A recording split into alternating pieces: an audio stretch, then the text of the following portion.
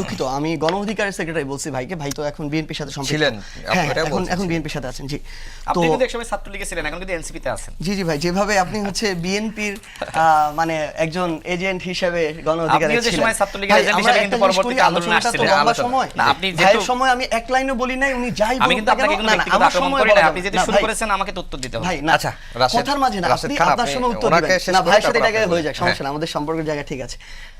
আপনি যাই বলেন না কেন আপনার সময় আমি কিছু বলবো না, আমি যাই বলি না কেন আমার সময় আপনি বলবেন না, আপনি পরে বলেন আপনার সময় আপনার বলবেন। বক্তব্য, হ্যাঁ। রাজনৈতিক সমালোচনা তো বক্তব্য দেন। এখন আপনি যে তো জিনিসটা হচ্ছে কি, ব্যক্তিগত বিষয়ে আমি নাহিদ উত্তর ইসলাম দিবই। এখানে 3টা লাইন বলেছেন।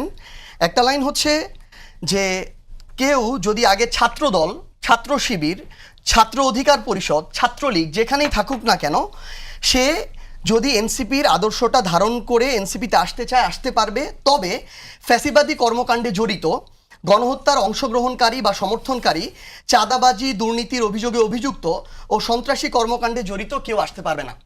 আমি মনে করি বা আমরা মনে করি এই যে ক্রাইটেরিয়াগুলো তবে হিসেবে নাহিদ ইসলাম দিয়েছেন, এগুলোর সাথে যদি কারো সম্পৃক্ততা না থাকে, তিনি এনসিপি হোক, বিএনপি হোক, জামায়াত হোক, যে কোনো রাজনৈতিক দলে যেতে পারে এবং এটার অবশ্যই প্রয়োজন আছে। একটা জিনিস হচ্ছে যে এই যে পুরো সময়টাতে আমরা আমাদের জায়গা থেকে দেখলাম যে ভাই তার জায়গা থেকে যে কথাটা বললেন যে আপনি দেখেন এখানে ছাত্রলীগ কিংবা আওয়ামী লীগ তাদেরকে পুনর্বাসনের কথা বলা হচ্ছে না, এখানে বলা হচ্ছে নিরপরাধ যারা ছাত্রলীগে ছিল, আওয়ামী লীগে ছিল, তারা যদি চায় যে কোনো রাজনৈতিক দলের সাথে সম্পৃক্ত হবে তারা হতে পারে তাদের জায়গা থেকে। এখানে হাসনাত আব্দুল্লাহ কিংবা এনসিপির যারা তাদের জায়গা থেকে আওয়ামী লীগ নিষিদ্ধের এই আন্দোলনটা করেছিল, আমরা আমাদের সঠিক কাজটাই করেছিলাম। অনেক দল তখন অনেক ধরনের বাহ্যিক কিংবা অভ্যন্তরীণ সুবিধার জন্য তারা এই জায়গায় স্ট্যান্ড নেয়নি। বিএনপির মতো রাজনৈতিক দল সরাসরি কোনো স্ট্যান্ড নেয় নাই, কিন্তু আমরা আমাদের ওই পজিশনটাতে, এই অবস্থানটাতে আমরা ওই আন্দোলনটা করেছিলাম, কারণ আমরা মনে করি যে শুধুমাত্র ব্যক্তি শেখ হাসিনা কিংবা এই কামালরা, ওবায়দুল কাদেররা, এই 10, 20, 50 জন ব্যক্তি মিলে কখনো তাদের জায়গা থেকে একটা স্বৈরাচারী কাঠামো তৈরি করতে পারে না, একটা ফ্যাসিস্ট সরকার হইতে পারে না। বরং তারা তাদের এই দলটাকে ব্যবহার করে তারা পুরো বাংলাদেশের বিভিন্ন জায়গায় বিভিন্ন মাত্রায় নেতাকর্মীদেরকে নিয়ে এই দলটাকে একটা ফ্যাসিস্ট কাঠামোর একটা মূর্তি হিসেবে ব্যবহার করে তারা এই স্বৈরাচার কায়েম করেছিল। এই জন্য আমরা যেমন তাদের অপরাধীদের বিচার চাই, গণহত্যাকারীদের বিচার চাই, তারা যারা ফ্যাসিস্ট কাঠামোর সাথে মানুষের উপর জুলুম করেছে, নিপীড়ন করেছে, তাদের বিচার চাই, আমরা দল হিসেবে আওয়ামী লীগেরও বিচার চাই। তো আমাদের জায়গাটা হচ্ছে কিরকম, ধরেন এই ফার্মার্স ব্যাংক ওই সময় আওয়ামী লীগ ছাত্রলীগের কয়েকজন নেতা লুটপাট করে নিয়ে চলে গিয়েছে। আমরা এই জন্য ওই লুটপাটকারী যে প্রতিষ্ঠানটা ব্যাংক, আমরা মনে করি ওইটাকেও যেমন ব্যবস্থার আওতায় আনা উচিত, যারা লুটপাট করেছে তাদেরকেও ব্যবস্থার আওতায় আনা উচিত।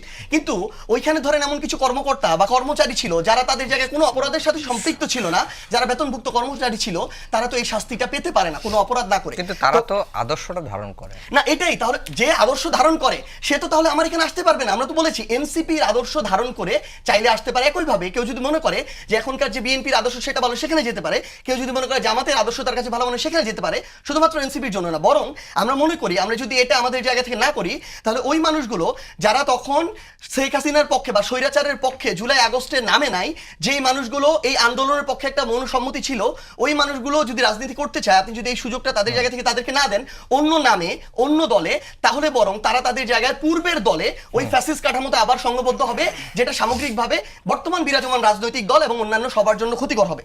আরেকটা জিনিস যেটা হচ্ছে ভাই যেটা বললো যে রাষ্ট্রপতি যে সরানো, এটা যদি তখন সরানো হইতো, তখন যদি শপথ না নিত, তাহলেই এই যে আমাদের সামগ্রিকভাবে এই ভুলগুলো আর হইতো না এবং এই দায় এই জন্য নাহিদ ইসলামদের। কিন্তু আপনি দেখেন ওই 5ই আগস্ট বিকালবেলায় যখন এই নাহিদ ইসলামরা, আমরা যখন আমাদের জায়গা থেকে প্রথম বিএনপির তখন ভাইস চেয়ারম্যান ছিলেন, ভারপ্রাপ্ত চেয়ারম্যান ছিলাম জনাব তারেক রহমান, যখন আমরা তাকে ফোন দিলাম, এখন তার সাথে কথা বললাম, যখন আমরা বললাম যে আমরা একটি বিপ্লবী সরকার করতে চাই, তিনি না করে দিলেন। যখন আমরা বললাম আমরা আপনাদের সবাইকে নিয়ে একসাথে একটা জাতীয় সরকার করতে চাই, তখনও তিনি না করে দিয়েছেন। এবং তাদের সবচেয়ে বেশি ইনফ্লুয়েন্সের কারণেই এই জায়গায় আমাদেরকে, যারা আমরা তখন তরুণ ছিলাম, আমরা আমাদের জায়গা থেকে নতুন একটা অভ্যুত্থানের মধ্য দিয়ে গিয়েছি, এই অভিজ্ঞতার মধ্য দিয়ে যাই নাই, আমাদেরকে তারা তাদের জায়গা থেকে বরং এটা করতে রাজনৈতিকভাবে একটা বাধ্যবাধকতার মধ্যে দিয়ে নিয়ে গিয়েছে। এবং আরেকটা জিনিস আপনি দেখবেন যে রাষ্ট্রপতির কিছুদিন আগের একটা স্টেটমেন্টে আপনি দেখবেন যে বিগত 1.5 বছরে এই রাষ্ট্রপতিকে প্রোটেকশন দিয়ে ক্ষমতায় বসিয়ে রেখেছিল বিএনপি, যার কারণে উনি ছিলেন, না হলে উনাকে আন্দোলনে পরবর্তীতে বাধ্য হইতে হইতো বাধ্য ওই পদ থেকে পদত্যাগ করতে। ইভেন আপনি এখন দেখেন, এখন তো কোনো সাংবিধানিক বাধ্যবাধকতা নাই। বিএনপি যদি চাইতো তার প্রথম অধিবেশনে তিনি রাষ্ট্রপতির তারা সবাই মিলে অভিশংসন ঘটাইতে পারতো, কিন্তু তারা এটা করে নাই। এখন পর্যন্ত সেই ফ্যাসিস্ট কাঠামোর একজন গুরুত্বপূর্ণ মুখপাত্রকে সামনে দেশের প্রধান রাষ্ট্রপতি হিসেবে রেখে জনাব তারেক রহমান বাংলাদেশটাকে চালাচ্ছেন, আর তারা তাদের জায়গা থেকে আমাদের সামনে এই বয়ানগুলো উৎপাদন করছেন। ধরেন আপনি যে প্রশ্নটা করেছেন আজকে রাশেদ ভাইকে, এই প্রশ্নের উনি উত্তর দেন নাই। আপনি প্রশ্ন করেছেন যে বিএনপিকে জনাব নাহিদ ইসলাম বলছেন আওয়ামী লীগের মতোই চলছে, তাহলে উত্তরটা হওয়া দরকার ছিল বর্তমানে এই কম্পারিজনে, কিন্তু উত্তর এখানে হয় নাই। উত্তরটা হয়েছে কোথায়? সব অন্তর্বর্তীকালীন সরকারের সমালোচনা নিয়ে। কারণ ভাইয়েরাও আসলে কষ্টে আছেন কেন? কারণ এত বড় একটা দলের বার্ডেন নিতে হয়। তারা তো আমরা আশা করি যে কোনো ধরনের অনাকাঙ্ক্ষিত কাজের সাথে যুক্ত না, কিন্তু এই যে হাজার হাজার অনাকাঙ্ক্ষিত কাজ একটা দলের মাধ্যমে হয়ে যাচ্ছে, সেগুলোর বার্ডেন তাদের নিতে হচ্ছে এবং তাদের বলারও কিছু নেই। এই জন্য বর্তমান সরকারের সময়কাল নিয়ে কোনো কিছু বলা যায় না। আমরা কেন আমাদের জায়গা থেকে বলছি, এই যে ব্যাংক রেজুলেশন আইন যেটা এই সরকার সংশোধন করে নতুন করে উত্থাপন করলো, সেখানে তারা একদম স্পষ্ট করে এটা দিয়ে দিয়েছে, পূর্বের যারা ব্যাংক খেকো মালিক ছিল, ওই ঢাকার দরবেশ বলেন আর চট্টগ্রামের আউলিয়া বলেন, যারা বাংলাদেশের ব্যাংকগুলোকে লুটপাট করে নিয়ে গিয়েছে, তাদের আবার মালিকানা ফিরিয়ে দেওয়ার জন্য যে শর্তগুলো দিয়েছে, এই শর্তগুলো হচ্ছে তাদেরকে আমন্ত্রণ কার্ড দিয়ে আবার নিয়ে এসে এখানে মালিক করা। এবং এটা যে করবে তারা, এটা যে তাদের পরিকল্পনা, এটা বোঝা গিয়েছিল তখন যখন আমরা দেখি এই বিএনপি সরকারের সবচেয়ে গুরুত্বপূর্ণ মন্ত্রী তিনি এস আলমের গাড়িতে চড়ে পুরো দেশ ভ্রমণ করে বেড়াচ্ছেন এবং দলের পক্ষ থেকে তিনি শোকজ পর্যন্ত খেয়েছেন। তো আমাদের জায়গাটাতে আসলে কথাটা কোন জায়গায়? ভাই তার জায়গা থেকে আমি তার কাছে জানতে চাই, একদম বিনয়ের সাথে জানতে চাই, একদম শুরু থেকে আজকে পর্যন্ত বিগত এক বছরে তিনি এনসিপিকে নিয়ে সবচেয়ে বেশি প্রোপাগান্ডা ছড়িয়েছেন। তিনি বলেছেন তদবির বাণিজ্য করেছে, চাঁদাবাজি করেছে, নিয়োগ বাণিজ্য করেছে এনসিপির এই মূল যার নেতা। আমি তাকে আমার জায়গা থেকে আহ্বান জানাই, তাকে বলতে হবে, ধর নাহিদ ইসলাম বলেন, সার্জিস আলম, হাসনাত আব্দুল্লাহ, নাসিরউদ্দিন পাটোয়ারি, আক্তার হোসেন, আপনারা তো মানে সামনে এই মানুষগুলোকে চিনেন, আপনি প্রমাণ সহ শুধু একটা জিনিস দিবেন যেটা প্রমাণিত।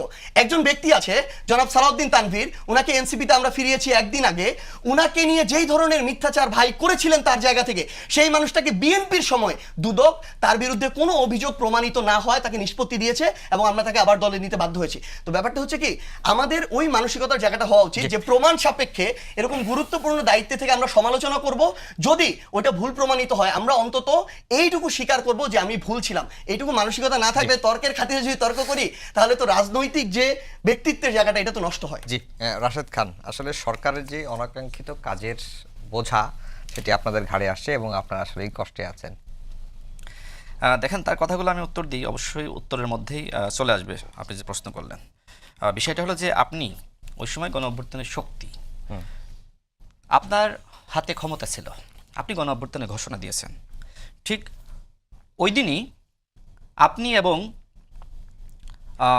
আরেকজন হাসনাত আব্দুল্লাহ রাজনৈতিক দলগুলোকে আপনারা যে দায়ী করেন যে তারা কেন আসলে ক্যান্টনমেন্টে গেল, তারা কেন বঙ্গভবনে গেল, আপনারা দুইজনও তো সেনাবাহিনীর গাড়িতে চড়ে আপনারা বঙ্গভবনে যাচ্ছিলেন। আসিফ মাহমুদ তার বইতে উল্লেখ করেছে, এটা আমার কথা না, আসিফ মাহমুদের কথা, আপনি নোট করেন, যেহেতু আপনার সময় আমি যেহেতু এটা আপনি আপনার সময় বলার সুযোগ পেতে আপনি নোট করেন।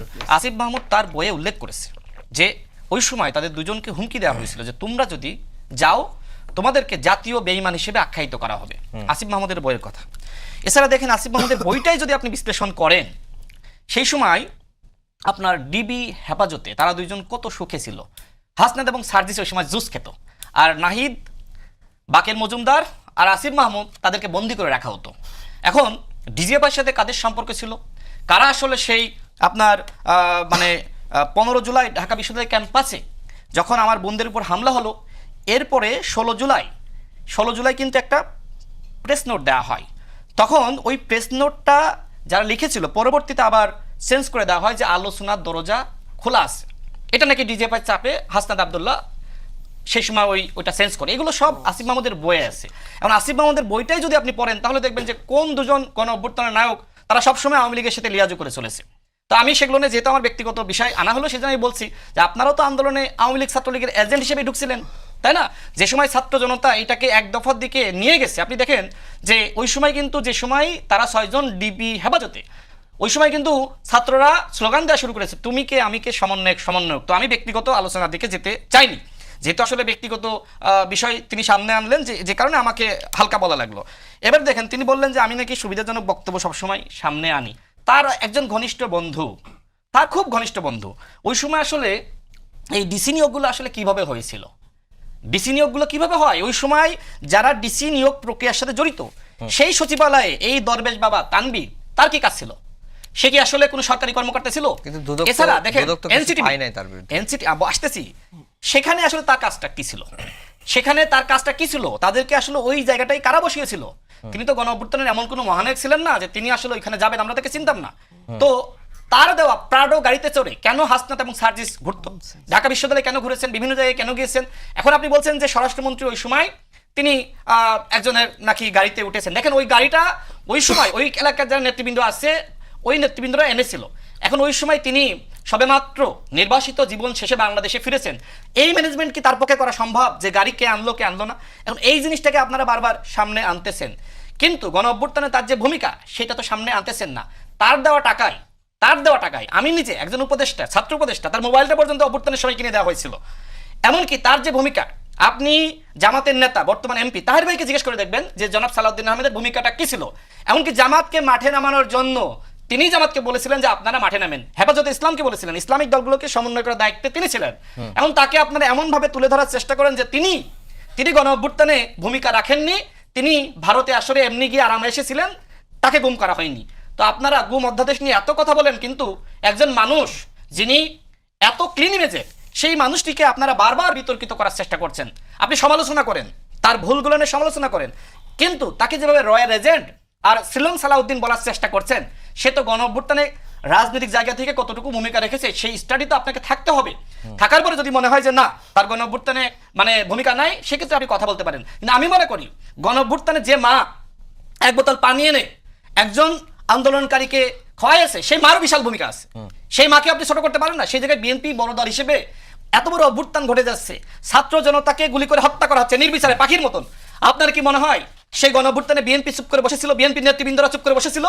আপনি গণ অভ্যুত্থানের হিস্ট্রি আপনি অ্যানালাইসিস করেন, যতগুলো বিখ্যাত জায়গা আছে ওই জায়গাগুলোর সাথে কোনো না কোনো ভাবে বিএনপি, ছাত্রদল, যুবদল জড়িত আছে। আমি অস্বীকার করছি না, গণ অভ্যুত্থানে অবশ্যই তারা সামনে থেকে ঝুঁকি নিয়েছে, কিন্তু এই আন্দোলনে বিএনপি, জামাত, হেফাজতে ইসলাম, গণ অধিকার পরিষদ সহ অন্যান্য দল যারা ফেসিবাদ বিরোধী রাজনৈতিক দলগুলো ছিল তাদের ভূমিকা আপনাকে স্বীকার করতে হবে। কিন্তু আপনি 18 মাসে কোনোদিন বলেছেন, আজকে আমাকে বলছেন যে আপনি বিএনপিতে যোগদান করেছেন। 18 মাসে যে আন্দোলনের প্রেক্ষাপট 18 সালে আমরা সৃষ্টি করেছিলাম, 18 মাসে একবার বলেছেন, আজকে আপনি ছাত্র অধিকার পরিষদের নাম বলছেন যে চাইলে এরাও আসতে পারে। আপনি নাহিদ ইসলাম বলেন যে আমি একসময় ছাত্র অধিকার পরিষদ করতাম। আপনি বলেন যে আমরা আসিফ মাহমুদরা যে মেসে থাকতো সেই আমাদেরকে তো তারা বিভিন্ন টকশোতে বিকাশ, নুরু, বিকাশ, রাশেদ বলে, আমরা কিন্তু ওই বিকাশের মাধ্যমে টাকা এনে কিন্তু ওই মেস ভাড়াটা পর্যন্ত দিয়েছি।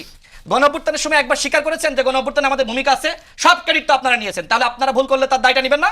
আপনারা কেন রাষ্ট্রপতিকে রাখলেন? আমি বলেছিলাম, বিএনপি বলেছিল, বিএনপির উপর দায় চাপিয়ে দিয়েছেন যে ওই সময় বিএনপি চাইনি। আপনার হাতে সমস্ত ক্ষমতা ছিল, আপনি একদম ঘোষণা করেছেন। আপনি ওই সময় সবার আগে সামনে ছিলেন। আপনি মানে এমন একটা অবস্থা যে আপনার স্যার কোনো মিটিং হয় না, এমন একটা অবস্থা যে রাজনৈতিক দলগুলোকে ওই সময় আসলে সেনাবাহিনী বলেন, অন্যান্য যারা ছিল রাষ্ট্রের উইং, তারাও কিন্তু ওইভাবে ছাত্রদের ছাড়া কোনো সিদ্ধান্ত নিতে পারছিল না। আপনি এত গুরুত্বপূর্ণ, অথচ আপনি রাষ্ট্রপতিকে সরাইলেন না, আপনি সংবিধানকে আপনি বাতিল করলেন না। আজকে সব দায় বিএনপির, যে বিএনপির হাতে তো ক্ষমতা আছে, বিএনপি চাইলেই সরাইতে পারে। আপনার হাতে একচ্ছত্র ক্ষমতা ছিল, আপনি কেন সরাননি? এছাড়া আরো অনেক কথা বলা হয়েছে, আসলে মানে সেই কথাগুলো বলতে গেলে তো সময় লাগবে। দেখেন আমি সর্বশেষ বলি, মানুষ তাদের কাছে অনেক স্বপ্ন দেখেছিল, কিন্তু সেই স্বপ্নটা তারা আসলে পূরণ করতে পারে নাই। কিভাবে জানেন? তাদের এই যে আজকে দেখেন, আজকে তারা একটা হাইপ তুলতেছে যে বিশাল বিশাল লোকজন, বিশাল বিশাল চরিত্র লোকজন নাকি এনসিপিতে যুক্ত হয়েছে। কারা? যারা এনসিপিতে এক সময় ছিল, হয়তো রাগ করে চলে গিয়েছিল, অভিমান করে চলে গিয়েছিল, তাদেরকে হয়তো বুঝিয়ে টুজিয়ে ফিরে আনা হয়েছে। আপনি দেখেন এই যে আজকে আমরা দেখেছি গণ অভ্যুত্থানের পুরোটা সময়, এখন দেখতেছেন যে 11 দলীয় জোট এবং বিএনপির দ্বন্দ্ব, তাই না? ওই সময় আমরা দেখেছি যে বিএনপির সাথে এনসিপির কোনো দ্বন্দ্ব নাই। আমরা দেখেছি যে ওই সময় মূলত দ্বন্দ্ব ছিল কার সাথে? জামাতের সাথে এনসিপির নেতৃবৃন্দ এই যে ডাকসু নির্বাচনে ফেল করলো না, এই ফেল করার পিছনে তো জামাত শিবিরের অবদান আছে, তাই না? তারা ওয়েলফেয়ার মেকানিজম বলেন, কাদের চরিত্র হনন করা, তাকে নানানভাবে ছোট করা, খাটো করা, এগুলো করেছে না? আমার কথা হলো যে সেই সময় তো আপনারাই বলেছিলেন এদেশের মানুষ জামাতের নেতৃত্বকে গ্রহণ করবে না। কি এমন ঘটলো যে ওই জামাতের নেতৃত্বে আপনারা নির্বাচনে চলে গেলেন, জামাতের কাছ থেকে আসন নেওয়া লাগলো? কি এমন ঘটলো? আপনারাই বলেছিলেন যে জামাত ভারতের সৃষ্ট একটি দল। কি এমন ঘটলো যে এই ভারতের দলের সাথে আপনারা যুক্ত হয়ে গেলেন, এখন আধিপত্যবাদের বিরুদ্ধে কথা বলছেন? আপনারা বলেছিলেন যে 12ই ফেব্রুয়ারি, শেষ করি 1 মিনিটে, আপনারাই বলেছিলেন 12ই ফেব্রুয়ারি নির্বাচন হবে না। এখন প্রবলেমটা কি জানেন? ওই যে থানা থেকে চাঁদাবাজদেরকে সারিয়ে আনছিলেন না, প্রবলেমটা হলো যা সার্জিস আলম তো নিজেই সময় পোস্ট করেছিল যে সরকারকে আমরা 5 বছর দেখতে চাই, তাই না? স্টেটমেন্ট হিসেবে সার্জিস আলম যেটা বলছে যে আপনারা যাদের কথা বলেন চাঁদাবাজি, ডিসি নিয়োগ, ভাই আপনারা তো প্রমাণ সহ তাদের কাছে বলতে বলছেন। প্রমাণ মানে কি? দেখেন এই যে আপনি ডিসি নিয়োগটা দিয়েছেন, এই প্রমাণটা তো আপনার ওই সময় আসলো, যুগান্তরে আসলো, প্রথম আলোতে আচ্ছা, আসলো, পত্রপত্রিকা এখন এসেছে। বিষয়টা হলো, হ্যাঁ পত্রপত্রিকা এসেছে। আচ্ছা। এখন বিষয়টা হলো যে আমার কাছে হয়তো প্রমাণ আপনি চাচ্ছেন যে আমি যে প্রাডো গাড়িতে সালাউদ্দিন তানভীর আমাকে প্রাডো গাড়ি দিল, সেই গাড়িতে আমি চড়ে বেরিয়েছি, এই প্রমাণটা যদি আমার কাছে চান, জি। এইটা তার কাছে জিজ্ঞেস করেন যে সাজ্জাদ সালাউদ্দিন তানভীরের গাড়িতে সে আসলে ঘুরে বেড়াতো কিনা, জি। হাসনাত আব্দুল্লাহকে আসলে সেই গাড়ি মানে তার গাড়িতে ঘুরে বেড়াতো কিনা জিজ্ঞেস জি, করেন। সার্জিস সালাউদ্দিন আলম। তানভীরের সাথে জি, তার ভাই, এমন জি কি- সার্জিস আলম, আপনার শেষ কাছে করি, তার এমন কি সম্পর্ক? NCP তে যুক্ত হয়েছিল, আমি আপনার তাদের কাছে পরামর্শে কিন্তু। আপনার কাছে আবার আসবো যে 5 আগস্টের পরে বা 5 আগস্টের 36 দিনে সকল কিছুই তো মোটামুটি আপনাদের নিয়ন্ত্রণেই ছিল, আপনারা সম্মুখ সারিতে ছিলেন, আপনাদের আগেই সকল কর্মসূচি হচ্ছিল। তাহলে 5 আগস্টের পরে কেন আপনারা বিএনপির সঙ্গেই পরামর্শ করতে গেলেন? আপনারা চাইলে তো অনেক কিছু করতে পারতেন, কেন? কারণ বিএনপি বাদ দিয়ে বাকি যে রাজনৈতিক দলগুলো, তাদের রাজনৈতিক দলের প্রধান নেতৃত্ব বাংলাদেশেই ছিল। শুধুমাত্র বিএনপি রাজনৈতিক দল হিসেবে তাদের প্রধান নেতৃত্ব বাংলাদেশে ছিল না, লন্ডনে বসে বাংলাদেশের অভ্যুত্থানের নেতৃত্ব দিয়েছে। এবং আরেকজন, উনারাই উনাদের জায়গা থেকে বলছেন যে তিনি গুম হয়েছিলেন, আবার উনারাই বলছেন যে তিনি গণ অভ্যুত্থানে তিনি টাকা সাপ্লাই করেছেন, গণ অভ্যুত্থানে তিনি হচ্ছে তার জায়গা থেকে আন্দোলনের পরিকল্পনা করেছেন, ইসলামী দলগুলোর সাথে লিয়াজু করেছেন। একটা লোক গুম হয়ে থেকে এগুলো কিভাবে করে, এটা আমাদের আপনি তো জানার বিকৃত প্রশ্ন। করছেন। শেষ করি ভাই, সে গুম আমরা কোন আমাদের সময় জায়গা হয়েছিল? থেকে যখন মানে ধরেন ওই ডিজিএফ এর কাছে ছিলাম, ডিবি অফিসে ছিলাম, আমরা কোনটা করতে পেরেছিলাম যেগুলো তারা তাদের জায়গা থেকে বলছেন।